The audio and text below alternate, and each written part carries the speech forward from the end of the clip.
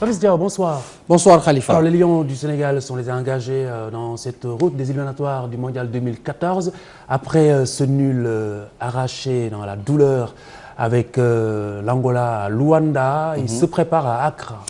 Il y a exactement 24 heures, ces Lions sont donc sur les terres ghanéennes. Certainement, certains me diront encore une fois dans la jungle à la recherche d'une nouvelle proie. La prochaine étape, je le rappelle, c'est justement le Libéria.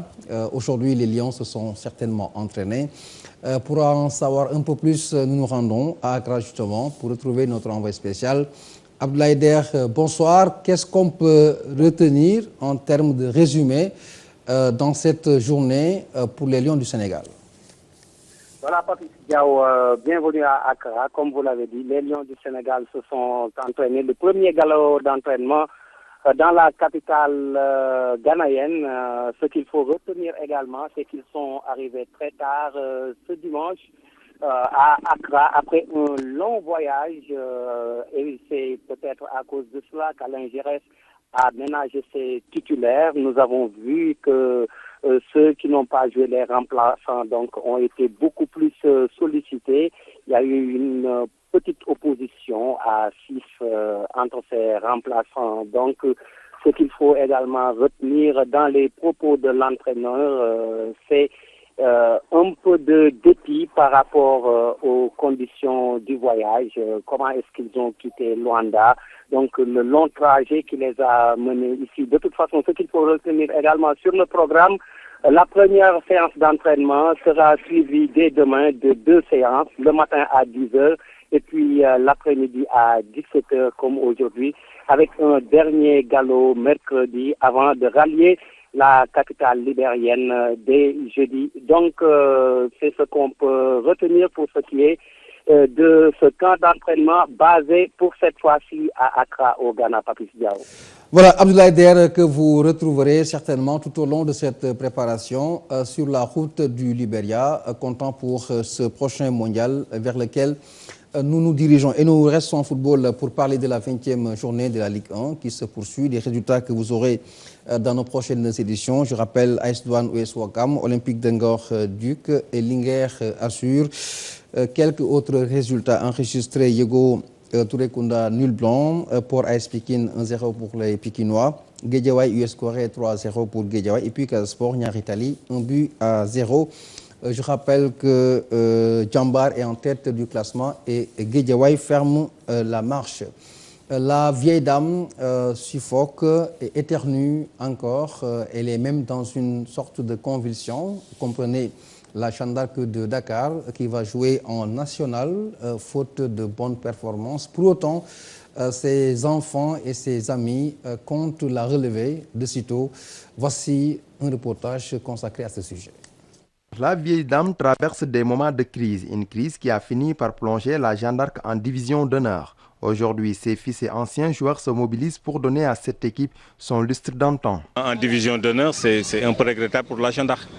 Bon, c'est vrai qu'il y a beaucoup de problèmes. Bon, je ne peux pas apprécier parce que je suis un peu distant, je suis un peu loin quand même des activités de la Jeanne d'Arc. Bien que je regarde leurs matchs, je vais aux entraînements, mais bon, au niveau management, au niveau organisationnel, je ne suis pas tellement bien impliqué. Donc tout ce qu'on peut, c'est regretter ce qui se passe et demander maintenant à ceux qui aiment le club, aux anciens de se rebiffer et de revenir faire revenir à la surface.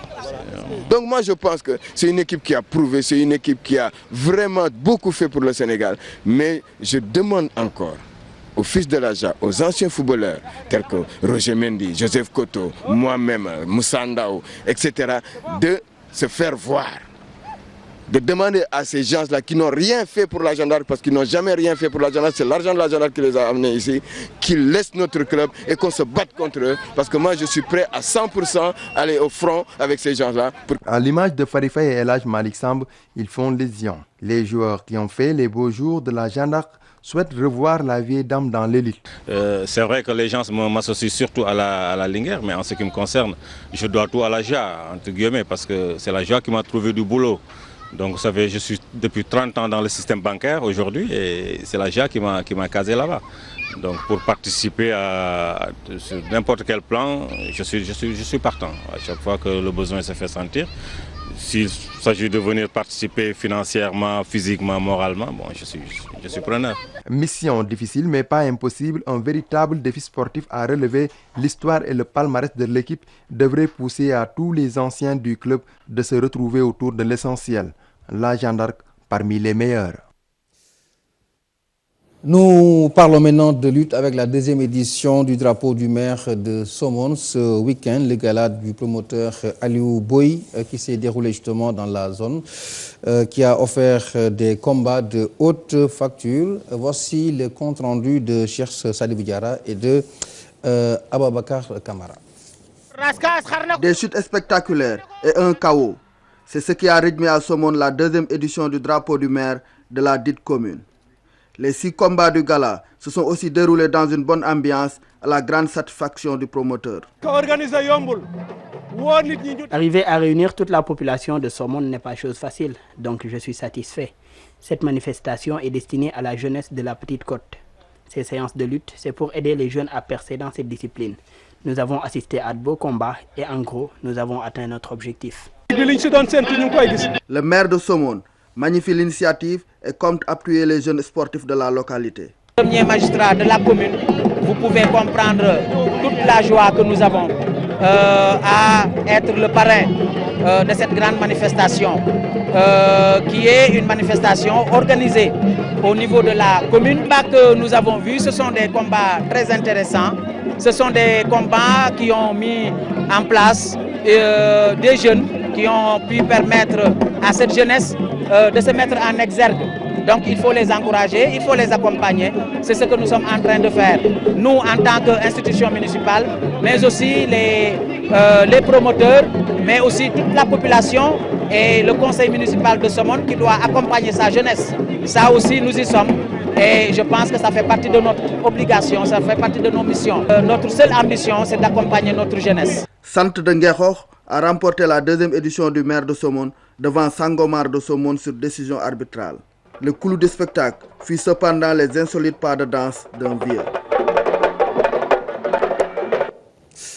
Et puis nous bouclons cette page sportive avec une fenêtre sur le basket. Le Duc en hommes et en dames a remporté la Coupe du maire de Dakar. Chez les messieurs, les étudiants ont battu US Ouakam 74-53. Chez les dames, les Duchesses l'ont remporté aux dépens de la Jeanne d'Arc 73-42 en finale de la Coupe du Sénégal. Le Rail s'est qualifié aux dépens de l'ASFA 50-52. À l'aller, Rail l'avait remporté par 83-79.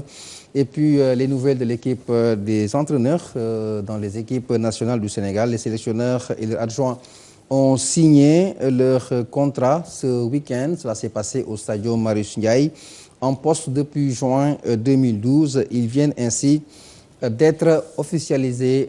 Khalifa, bonne chance et donc bonne route à nos techniciens de la balle orange.